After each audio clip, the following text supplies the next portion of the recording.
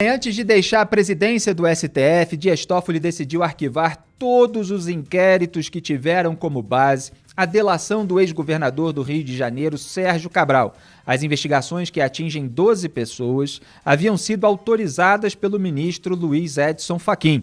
Aliás, vocês vejam como normalmente, quase sempre, Luiz Edson Fachin está de um lado e o Dias Toffoli está do outro. Entre os beneficiados por Toffoli estão os parlamentares Aécio Neves, olha a turma, hein? Renan Calheiros, Jader Barbalho e Paulinho da Força. O ex-prefeito do Rio de Janeiro, Eduardo Paes, o ex-prefeito de São Paulo, Gilberto Kassab, os ministros do TCU, que é o Tribunal de Contas da União, Vital do Rego, Haroldo Cedrais e Bruno Dantas, e o atual presidente do STJ, o Superior Tribunal de Justiça, Humberto Martins. Que turma! E como mostrou a Cruzoé, as revelações de Sérgio Cabral anteciparam parte das acusações feitas pelo empresário Orlando Diniz sobre pagamentos para escritórios de advocacia com o objetivo de influenciar decisões justamente do STJ. Cabral também detalhou como Diniz usou o dinheiro da FEComércio para pagar um mensalinho, de acordo com a revista, a ministros do TCU. O ex-governador ainda narrou o pagamento de propina pelo empresário Fernando Cavendish, aquele da Delta Engenharia, quem acompanhou essa história lá no Rio de Janeiro lembra muito bem, ao ex-presidente do TJ do Rio, o desembargador Luiz Weiter. Cabral detalhou a compra do apoio político dos senadores do MDB, o antigo PMDB, ao PT nas eleições de 2014. Aquelas eleições que reelegeram Dilma Rousseff, e contou como conseguiu o apoio do PSD de Kassab e do Solidariedade de Paulinho da Força com dinheiro da JIF e da Odebrecht. É impressionante essas notícias do noticiário político criminal brasileiro, como elas volta e meia esbarram nos mesmos protagonistas, né? O ex-governador também detalhou como ajudou a arquivar uma investigação sobre Aécio Neves na Polícia Civil do Rio. Veja aí que se citou JIF e se citou aí uma tentativa de arquivar, uma ajuda, na verdade, para arquivar uma investigação sobre o Aécio Neves. Vocês lembram daquele áudio do Joesley Batista? Agora me ocorreu aqui, em que o Aécio Neves falava, inclusive, sobre mudar o inquérito de delegado, né, botar na mão de um outro delegado e tal, tudo com aquele linguajar bastante chulo. E vocês vejam que o Cabral está relatando aí uma ajuda para arquivar uma investigação sobre o Aécio Neves. Fica parecendo que isso é bastante comum na República Brasileira. E quando o Fachin homologou a delação de Cabral, o Procurador-Geral da República, Augusto Aras, recorreu da decisão. O PGR é crítico das delações fechadas pela Polícia Federal. Fachin manteve as investigações, mas enviou os casos à presidência do STF para serem redistribuídos para outro ministro, por entender que os casos não tinham relação com a Lava Jato. Foi fazer isso, mas aí no caminho havia um Toffoli no meio do caminho, e o Toffoli pediu então que a PGR se manifestasse sobre o caso. Olha essa dobradinha aí de Dias Toffoli com Augusto Aras rolando mais uma vez. Aras recomendou o arquivamento e Toffoli, claro, atendeu o pedido. Os casos citados por Cabral na delação ainda envolvem figuras como Valdir Raupp, Eunício de Oliveira, José Sarney, sempre ele também aparecendo, o ministro do STJ, Napoleão Nunes Maia, o ex-ministro do STJ, Asfor Rocha, o ministro do TCU, Raimundo Carreiro, o ex-ministro do TCU, Valmir Campelo, entre outras autoridades. Então, quer dizer, o Toffoli, antes de deixar a presidência do Supremo Tribunal Federal, deu mais uma de Toffoli. Ele enterrou, na prática, mais uma lava-toga. Ele que seria o alvo daquela CPI da lava-toga, que eu tenho mencionado de forma recorrente nesse programa, que foi barrada com todo o lobby contrário da família Bolsonaro. Major Olímpio deu declaração aqui para mim, em entrevista ao antagonista, que rompeu com Jair Bolsonaro depois que o Jair Bolsonaro, presidente, fez pressão para que houvesse retirada de assinatura do requerimento de criação da CPI. Eduardo Bolsonaro fez post na rede social, Flávio Bolsonaro ligou para os senadores do PSL, que não retiraram a assinatura, mas houve pressão em cima de outros parlamentares e acabaram retirando. Então não houve o mínimo necessário. Não veio naquela oportunidade a lava-toga. Veio recentemente essa operação que teve uma cobertura detalhada, que ainda tem desdobramentos no Antagonista, envolvendo escritórios de advocacia. E vocês vejam que esse caso da delação do Cabral também atinge aí escritórios de advocacia. E, diante disso, já houve toda uma pressão daquelas pessoas que têm as iniciativas de sempre contra esse tipo de investigação. Veio a OAB, né, presidida pelo Felipe Santos Cruz, que também aí está sendo alvo de apurações, e disse que era uma tentativa de criminalizar a advocacia. Então, há sempre uma blindagem para essa turma do direito, seja advogado que esteja envolvido aí em funções que não são do direito, que não são da advocacia, né, seja para membros do Poder Judiciário. E o Toffoli, que deu essa canetada, blindando na prática ministros do TCU e do STJ, é aquele Toffoli da capa da Cruzoé da última sexta-feira, que foi detalhada nesse programa Papo Antagonista com Rodrigo Rangel, editor da Cruzoé, na sexta-feira, comentada aqui num papo meu com o Mário Sabino na segunda-feira.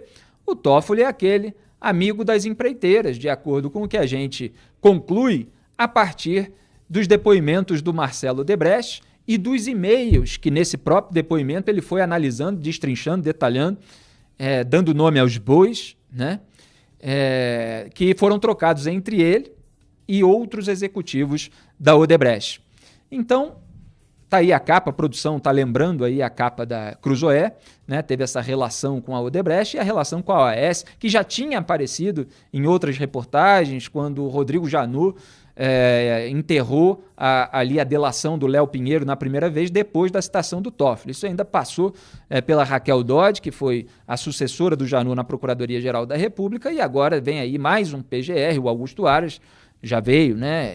E está sentando em cima também de qualquer investigação sobre o presidente do Supremo Tribunal Federal até outro dia, né? Já saiu desse posto, felizmente por um lado, infelizmente por outro, é o Dias Toffoli, que aí, atuando em tabelinha com a PGR, enterrou mais essa fonte de investigações possíveis a partir dos relatos do Sérgio Cabral. A Cruzoé, e é uma das razões pelas quais vale a pena assinar a Cruzoé, o antagonista.com/exclusivo, fez lá uma lista detalhada desses casos que eu resumi aqui na minha introdução.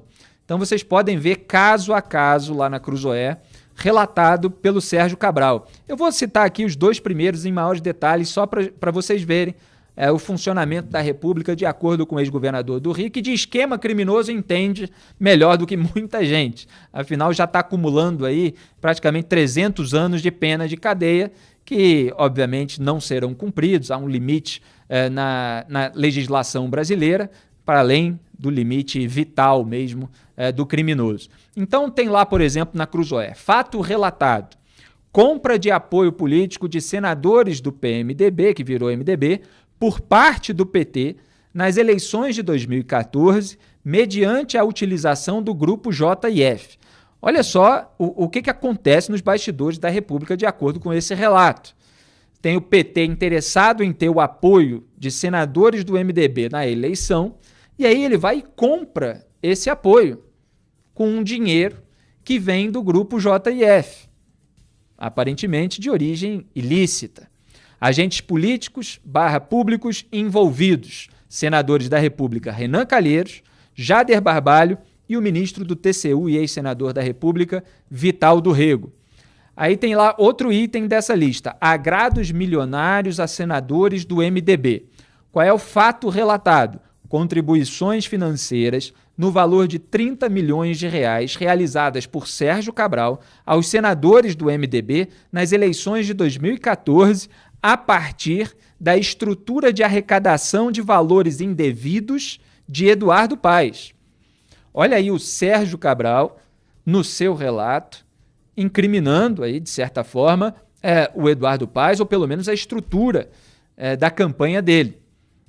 Uma estrutura de arrecadação de valores indevidos. O Eduardo Paes, que sempre posou aí de bom moço enquanto andava com todo esse pessoal barra pesada da política que estava alvejado por várias investigações, quando não já réu ou condenado como o Sérgio Cabral. Agentes políticos / públicos envolvidos: senadores da República Renan Calheiros e Jader Barbalho, o ministro do TCU Vital do Rego e o deputado Pedro Paulo Carvalho Teixeira, aquele que está sempre junto com Eduardo Paes, inclusive em investigações, né? Foram alvos outro dia de operação também. Senadores da República Valdir Raupp, Eunício de Oliveira, José Sarney e, obviamente, o ex-prefeito do Rio de Janeiro, Eduardo Paes.